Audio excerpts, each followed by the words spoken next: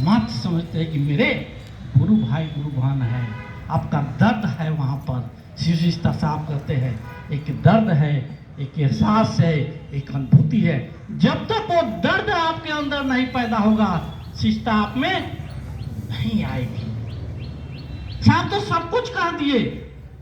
जो भी हमारा ये दुख कष्ट है क्यों आता है? कर्म फल है हमारा, जो इस जन्म का नहीं पूर्व जन्म का अगर कर्म फल है वो पीछा नहीं छोड़ता, जिसके चलते हमको दुख और कष्ट झेलना पड़ता है। उसका भी उपाय आओ चले शिव की ओर। साहब उसमें भी लिख दिए हैं, अगर हम लोग नमः शिवाय का जाप करते हैं, वो पात्र आप है, नमः शिवाय मंत्र हुआ और उस मंत्र का देवता जो है महादेव है। उस भाव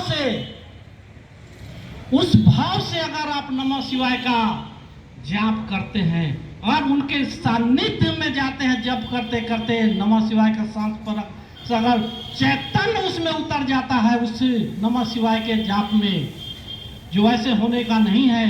जब तक उस गुरु महादेव का दया नहीं होगी तब तक उस जाप में आपका चैतन्य नहीं आएगा, वो भाव नहीं आएगा।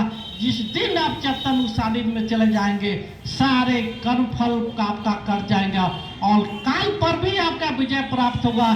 जिस काल के लिए हमारे महाकाल जिसके देवता है, उस पर भी आप विजय प्राप्त कर सकते हैं। शिव साहब के बताए हुए उस रास्ते पर हम लोग चलने का प्रयास तो करें।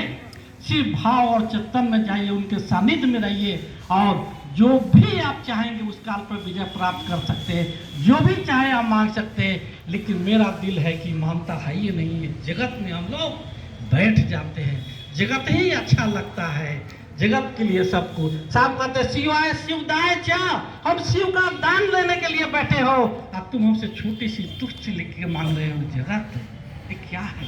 वो लौकिक पारलौकिक चीज तो ऐसे ही तुमको मिल जाएगी। सिर्फ उसके रास्ते पर चल करके तो देखो, प्रयास करके तो देखो, ईमानदारी से चलो, तुम्हारी चाहत रंग लाएगी। अरे महादेव ने इच्छा की है तो ये धरती बनी, ये संसार बना। क्या महादेव का शिष्य चाहेगा तो कुछ नहीं हो सकता है? महादेव की इच्छा, तुम महादेव के शिष्य हो, उनकी इच्छा में बल है, तुम्हारी इच्छा में भी बल है। जो चाहोगे सो पाओगे।